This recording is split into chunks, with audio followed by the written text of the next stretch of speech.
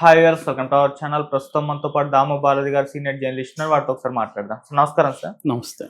Sir, మావోయిస్టుల encounter ఛత్తీస్గఢ్లో జరిగింది సార్. ఏకంగా 18 మంది మావోయిస్టులు చనిపోయారని చెప్పేసి కూడా వార్తలు వినిపిస్తున్నాయి. అందులో తెలంగాణ నుంచి ఒక సీనియర్ నాయకుడు ఉన్నారని కూడా చెప్తున్నారు. మరి ఎన్కౌంటర్ సంబంధించిన డీటెయిల్స్ ఏంటి? మావోయిస్టులకి కొత్త సంవత్సరం ఒక పెద్ద భారీ దెబ్బ తగిలిందని చెప్పొచ్చు.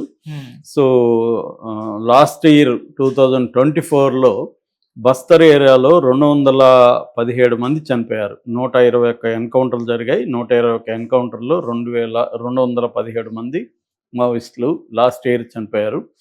సో ఈ ఇయర్ ఇప్పటికి 17వ తేదీ వరకు ఈ 17 రోజుల్లో 28 మంది చనిపోయారు మావోయిస్టులు. సో గత 5 ఏళ్లలో తీసుకుంటే 57 మంది అగ్రనేతలు చనిపోయారు. ఈ 57 మందిలో స్పెషల్ జోనల్ కమిటీ మెంబర్స్ 6 మంది ఉన్నారు. తర్వాత రాష్ట్ర కమిటీ నాయకులు 10 మంది దాకా ఉన్నారు. తర్వాత డివిజనల్ కమిటీ నాయకులు 16 మంది ఉన్నారు. ఏరియా కమిటీ నాయకులు 32 మంది ఉన్నారు. ఇలాగా అగ్రనేతలు 57 మంది చనిపోయారు అన్నమాట.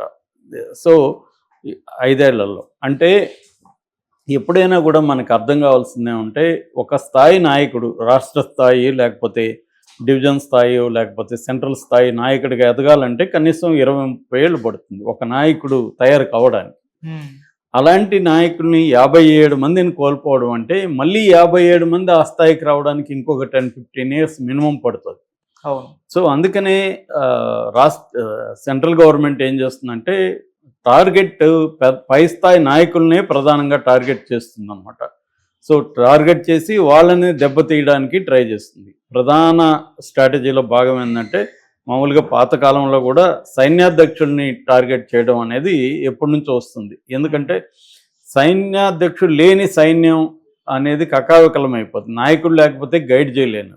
రెండవది ఏంటంటే మావోయిస్ట్ పార్టీ అనేది కమ్యూనిస్ట్ పార్టీ సిద్ధాంతాల పునాదిగా ఏర్పడింది. అంటే మార్క్సిజం, లెనినిజం, మావో ఆలోచన విధానం. సో ఈ 3 తెలియాలంటే ఎడ్యుకేషన్ ఉండాలి. ఎడ్యుకేషన్ నాలెడ్జ్ ఉన్న సెక్టర్ నుంచి ఆ రంగం నుంచి రిక్రూట్మెంట్ ఉండాలి. కానీ మేము 90sలో ఉన్నప్పుడే స్టూడెంట్ నుంచి రిక్రూట్మెంట్ తగ్గిపోయింది. అప్పట్లోనే దండకారణ్యంలో దళం కంపోజిషన్లో విద్యార్థులు లేరనేది ప్రధానంగా ఉండేది. ఆ మధ్య కూడా BBC జర్నలిస్టు చౌదరి అని ఆయన రాసిన లెటర్స్ కాల్ హిమ్ వాస్ పుస్తకంలో కూడా మావోయిస్టులలో ముఖ్యంగా ట్రైబల్ నుంచి వెళ్తున్న వాళ్ళు హైయెస్ట్ ఎడ్యుకేషన్ అంటే 9th క్లాసే. సో అంటే 10th చదువుకున్న వాళ్ళు కూడా ట్రైబల్ పీపుల్ నుంచి రిక్రూట్మెంట్ లేదు. సో ఎడ్యుకేషన్ సెక్టర్ నుంచి రిక్రూట్మెంట్ లేనప్పుడు ఓన్లీ ఇంకెవరు ఉంటారు? సెమీ లిటరేట్స్, ఇల్లిటరేట్స్, చదవడం రాయడమే రాని వాళ్ళే ఉంటారు. వాళ్ళకి మార్క్సిజం ఏమో అర్థం కాదు. సో కాబట్టి ఏం జరుగుతుంది? ఒక సిద్ధాంత నేపథ్యం, సిద్ధాంత భూమిక ఉంటూ గైడ్ చేయగలిగిన ఒక లీడర్షిప్ కొరబడుతుంది. లీడర్షిప్ లేకపోయినప్పుడు ముద్యం స్ట్రెంగ్తన్ కాదు, ఎక్స్పాండ్ కాదు. సో ఇది మేజర్గా మావోయిస్ట్ ఉద్యమం ఎదుర్కొంటున్నది. దీనికి నేపథ్యంగా మనకిప్పుడు చూస్తే అమిత్ షా అంటే ఏ గవర్నమెంట్ ఉన్నా, ఏ పార్టీ అధికారంలో ఉన్నా మావోయిస్టుల పట్ల పెద్ద తేడా లేదు. ఇక్కడ రాష్ట్రాల ప్రభుత్వాలు ఉన్నప్పుడు డిఫరెంట్ ముఖ్యమంత్రులు ఉన్నప్పుడు కొంత తేడా కనబడుతుంది. కానీ సెంట్రల్ లెవెల్లో కాంగ్రెస్ ప్రభుత్వం మన్మోహన్ సింగ్ కాలంలోనే అత్యంత ప్రమాదకరమైన internal security threat Maoist movement అనేది డిక్లేర్ అయిపోయింది. ఇంకా బీజేపీ వచ్చినాక దీన్ని మరింత సిస్టమేటిక్గా ఏ రాష్ట్రంలో ఏ ముఖ్యమంత్రి కూడా సొంతంగా నిర్ణయాలు తీసుకోలేని విధంగా సెంట్రలైజ్ చేసేసారు. అంటే సెంట్రల్ ఒక పాలసీ ఉంటుంది, లెఫ్ట్ వింగ్ ఎక్స్ట్రీమిజాన్ని అంటారు దీన్ని. లెఫ్ట్ వింగ్ ఎక్స్ట్రీమిజాన్ని ఎలా డీల్ చేయాలో సెంటర్కి ఒక పాలసీ ఉంటే ఆ పాలసీని ఏ రాష్ట్రంలో ఏ ముఖ్యమంత్రి ఏ పార్టీ ఉన్నా అమలు చేయాల్సిందే. వీళ్ళు కూడా ముఖ్యమంత్రులు కూడా ఇదే మనకెందుకులే అనుకొని చేసేసుకుంటూ వెళ్తున్నారు. కేసీఆర్ ఉన్నప్పుడు తెలంగాణలో పెద్ద తేడా లేదు. ఇప్పుడు రేవంత్ రెడ్డి వచ్చినా మావోయిస్టుల పట్ల ఎటువంటి తేడా లేదు. సేమ్ అదే జరుగుతుంది. అక్కడ అంతే, జగన్ ఉన్నప్పుడు తేడా లేదు, ఇప్పుడు చంద్రబాబు సీఎంగా ఉన్నా కూడా అక్కడ కూడా ఏం తేడా లేదు. ఏ రాష్ట్రంలో అయినా ఇంతే అనమాట. సో అందుకని ఇప్పుడు ఏంటంటే ఒక డెడ్ లైన్ పెట్టుకున్నారు. డెడ్ లైన్ ఏంటంటే మార్చి 2026 నాటికి మావోయిస్టు అనే పదమే వినబడదు దేశంలో, మావోయిస్టులని కంప్లీట్గా తొదుముట్టిస్తామని అమిత్ షా అనౌన్స్ చేశాడు. దానికి తగినట్టే ఒక బడ్జెట్ కూడా పెంచేశారు. దాదాపు ఇప్పుడు 5,600 కోట్ల బడ్జెట్ దీనికోసం కేటాయించారు. ఒక్క ఛత్తీస్గఢ్లోనే 1,600 కోట్లు ఛత్తీస్గఢ్లో కేటాయించారు. ఓవరాల్గా సంవత్సరానికి 1000 కోట్ల పైన మావోయిస్టులని అంచివేయడానికి కేటాయించారు. దీంట్లో రకరకాల ఫోర్సెస్ని, సిఆర్పిఎఫ్ కావచ్చు, తర్వాత కోబ్రాస్ అనే ఒక డివిజన్ ఉంది, తర్వాత స్పెషల్ టాస్క్ ఫోర్స్ ఎస్టీఎఫ్ ఉంది, తర్వాత ఏమో గ్రేహౌండ్స్ ఉన్నారు, దాని తర్వాత డిఆర్ఎఫ్ అని డిస్ట్రిక్ట్ రిజర్వ్ గార్డ్స్ అంటారు, డిఆర్ఎఫ్ ఉన్నారు. ఇలాగ different forces, paramilitary forces, local law and order police, special anti Naxalite squads, వీళ్ళందరి సమన్వయంతో కేంద్రంలో హోం మంత్రిత్వ శాఖలోనే లెఫ్ట్ వింగ్ ఎక్స్ట్రీమిజం శాఖ ఒకటి ఉంటుంది అనమాట. ఆ డిపార్ట్మెంట్ దీన్ని అంతా కోఆర్డినేట్ చేస్తుంది. సో ఇలాగా ఒక యూనిఫైడ్ మెథడ్లో అటాక్ చేయడానికి మొదలుపెట్టారు. రెండవది ఏంటంటే హైఫై టెక్నాలజీ వాడడం, డ్రోన్స్ వాడుతున్నారు. ఈవెన్ గద్దలకి ట్రైనింగ్ ఇచ్చి కొన్ని చోట్ల గద్దల్ని వాడుతున్నారు. డ్రోన్స్ టెక్నాలజీ, ఇప్పుడు మావోయిస్టులకి ఆ డ్రోన్ ఉన్నట్టు కూడా కనబడదు, కానీ ఆ డ్రోను మావోయిస్టుల ప్రాంతాల మీద నిఘా పెట్టగలదు, అవి చేస్తున్నారు. అట్లాగే మావోయిస్టులు ఫోన్లు వాడడం కూడా మావోయిస్టులకు అవసరం.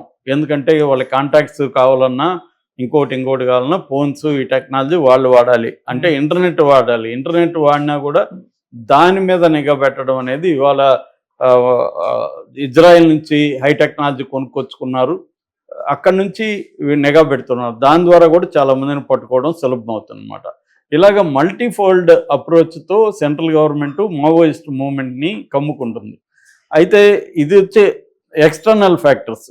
ఇంటర్నల్గా మావోయిస్ట్ మూవ్మెంట్ పరిస్థితి ఏంటి? ఇంతకుముందు చెప్పినట్టుగా న్యూ రిక్రూట్మెంట్ ఎడ్యుకేషన్ దీని నుంచి లేదు. ఓన్లీ అన్ఎడ్యుకేటెడ్ లేకపోతే సెమీ లిటరేట్సే ఉన్నారు. దీనివల్ల గైడ్ చేయడంలో నాయకత్వ చొరవలో చాలా అడ్వాన్స్డ్గా వెళ్ళడం అనేది జరగదు. రెండోది, ఏ గ్రూప్స్లు, ఏ ప్రజా సమూహాల్లో మావోయిస్టులు పనిచేస్తున్నారంటే మన ఇండియాలో దాదాపు 500 రకాల ట్రైబ్స్ ఉన్నారు. 500 రకాల్లో 50 రకాలు most backward, primitive vulnerable tribal groups అంటారు వాటిని, పివిటిజి. సో ఈ పివిటిజి గ్రూప్స్ ఒక 50 ఉంటాయి అన్నమాట. ఈ 500 ట్రైబ్స్లో 50 రకాల ట్రైబ్స్ మోస్ట్ బ్యాక్వర్డ్. అక్కడ వీళ్ళు పనిచేస్తున్నారు, ఇంకెక్కడా లేదు. అంటే దళితుల్లో కానీ, బీసీల్లో కానీ, ఇతర సెక్షన్లలో మావోయిస్టులు పనిచేయడం లేదు.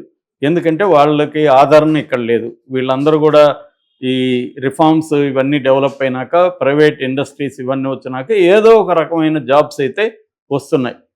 ఇప్పుడు క్విక్ కామర్స్ వచ్చింది. ఫర్ ఎగ్జాంపుల్ మన ఆఫీస్ కిందనే ఉన్నారు జెప్టో వాళ్ళు. సో వాళ్ళందరికీ పిల్లలు డెలివరీ బాయ్స్ గాను, ఏదో వాళ్ళ ఎడ్యుకేషన్ స్థాయిని బట్టి ఏదో ఒక ఇదైతే వచ్చింది. దీనివల్ల ఒకవేళ రాకపోయినా ట్రై చేస్తుంటారు తప్ప మావోయిస్టులో పోయి చేరి చనిపోవాలని ఎవరికేమి అనుకోరు. అందువల్ల ఏమైందంటే వీళ్ళు ఓన్లీ ఈ ప్రిమిటివ్ వల్నరబుల్ ట్రైబల్ గ్రూప్స్ ఏవైతే ఒక 50 రకాలు ఉన్నాయో అందులో మాత్రమే ఉంటున్నారు. అక్కడ వీళ్ళు సర్వైవ్ కావడం కూడా డిఫికల్ట్ అయిపోతుంది. వీళ్ళకి బయట నుంచి మద్దతు, ఇంతకుముందు ఏముందంటే యూనివర్సిటీలో ఎడ్యుకేషను, డిఫరెంట్ ప్రజా సమూహాల్లో మావోయిస్ట్ మూవ్మెంట్కి బలమైన సింపతి ఉండేది, బలమైన ప్రజా ఉద్యమాలు ఉండేవి. వీటిని కూడా తొక్కేశారు ఇప్పుడు. రెండోది, అస్తిత్వ ఉద్యమాలు వచ్చిన తర్వాత దళితుల సమస్యల్ని, బీసీల సమస్యని, స్త్రీల సమస్యని, ట్రైబల్ సమస్యని, ముస్లింల సమస్యని పరిష్కరించుకుంటాం, మీ జోలికి మీరు మాకు అవసరం లేదని మావోయిస్టులను దూరం పెట్టేశారు. సో ఈ రకంగా ఇంటర్నల్గా వీక్గా ఉంది మావోయిస్ట్ మూవ్మెంట్. ఎక్స్టర్నల్గా సెంట్రల్ గవర్నమెంట్ చాలా స్ట్రాంగ్గా వీళ్ళ మీద ఫోకస్ చేసింది. ఈ క్రమంలో మావోయిస్ట్ మూవ్మెంట్ మీద ఎన్కౌంటర్ల పేరుతో విపరీతంగా చంపేయడం జరుగుతుంది. ఇప్పుడు దాదాపు 5,000 మంది పోలీసులు మోహరించారు ఛత్తీస్గఢ్ ఏరియాలో. మోహరించి మొన్న కాంకేర్ జిల్లాలో మొన్న 16వ తేదీ దాదాపు 18 మంది మావోయిస్టులను చంపేశారు. 18 మందిలో చాలా ఇంపార్టెంట్ లీడర్స్ ఉన్నారు. అందులో ప్రధానమైన leader Telangana Maoist committee secretary బడే చొక్కారావు అలియాస్ దామోదర్. ఆయన 30 ఏళ్లుగా ఉద్యమంలో ఉన్నాడు. ఒక 30 ఏళ్ల సీనియర్ నాయకుడిని చంపడం అంటే మావోయిస్ట్ మూవ్మెంట్కి చాలా పెద్ద స్థాయి నష్టం. దాంతోపాటు హిడ్మా అని మావోయిస్ట్ పార్టీలోనే ఒక సీనియర్ నాయకుడు, మిలిటరీ కమాండరు, వాళ్ళ తమ్ముడు దేవా కూడా దీంట్లో ఉన్నాడు. అట్లాగే ఏరియా కమిటీ, డివిజన్ కమిటీ సభ్యులు కూడా దీంట్లో ఉన్నారనేది Maoist party south Bastar division committee ప్రకటించింది. 18 మంది చనిపోయారని కూడా మావోయిస్టులే ఒప్పుకున్నారు. ఇందులో చొక్కారావు తెలంగాణలో ములుగు జిల్లా తాడ్వాయి మండలం కల్వపల్లి గ్రామం. వాళ్ళ బ్రదర్ కూడా బడే నాగేశ్వరరావు కూడా దీంట్లో ఉద్యమంలో పనిచేసి ఆయన భార్య చనిపోయారు. ఈ చొక్కారావు అంచెలంచెలుగా వెదుగుతూ వెళ్ళాడు. ముందు ఎస్టీ స్టూడెంట్ హాస్టల్లో పనిచేశాడు, చదువుకున్నాడు 10th వరకు. అక్కడ మళ్ళీ విద్యార్థుల్లో పనిచేస్తాడు. అక్కడ నుంచి అంచెలంచెలుగా వెదిగి ఆయన తెలంగాణ కమిటీకి ఇన్ఛార్జ్ అయ్యాడు. అది హరిభూషణ్ 2020లో కరోనాతో చనిపోయాడు. అప్పుడు హరిభూషణ్ ఇన్ఛార్జిగా ఉన్నాడు. ఆయన చనిపోయినాక 2021లో ఈయన్ని పెట్టారు. ఈయన మీద ఛత్తీస్గఢ్లో 50 లక్షల రివార్డు ఉంది, తెలంగాణలో 25 లక్షలు ఉంది. టోటల్గా ఈయన్ని చంపిన వాళ్ళకి లేదా పట్టించిన వాళ్ళకి 75 లక్షల రివార్డు ఉంది. అంటే ఆ స్థాయి నాయకుడిగా మనం చెప్పుకోవచ్చు. ఈయన భార్య కూడా ఇట్టి నర్సక్క అలియాస్ సబిత 2011లో చర్లలో జరిగిన ఎన్కౌంటర్లో ఆమె కూడా చనిపోయింది.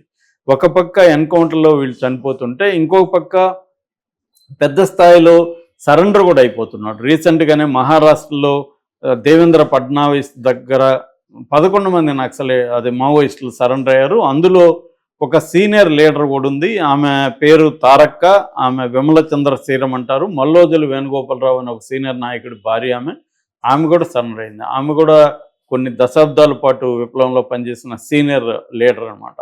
సో ఒక పక్క సరెండర్స్, ఇంకొక పక్క ఎన్కౌంటర్లలో మావోయిస్టులు పెద్ద ఎత్తున చనిపోతున్నారు. వీళ్ళు చెప్తున్నట్టుగా 2026కి కంప్లీట్గా తుదముట్టిస్తారా అంటే డౌటే, కానీ బాగా వీకెన్ అయితే చేసేస్తారు. అదైతే ఎందుకంటే న్యూ రిక్రూట్మెంట్ వచ్చి వాళ్ళు లీడర్గా ఎదగడానికి టైం పడుతుంది. తాత్కాలికంగా మావోయిస్ట్ మూవ్మెంట్ని అయితే అణచివేయడం అయితే జరిగే అవకాశాలు కనిపిస్తున్నాయి. మళ్ళీ మావోయిస్ట్ మూవ్మెంట్ పుంజుకోవడానికి బాగా టైం పడుతుంది. అది ఎప్పటికి పుంజుకుంటుందో కూడా చెప్పలేం. Okay sir, thank you so much.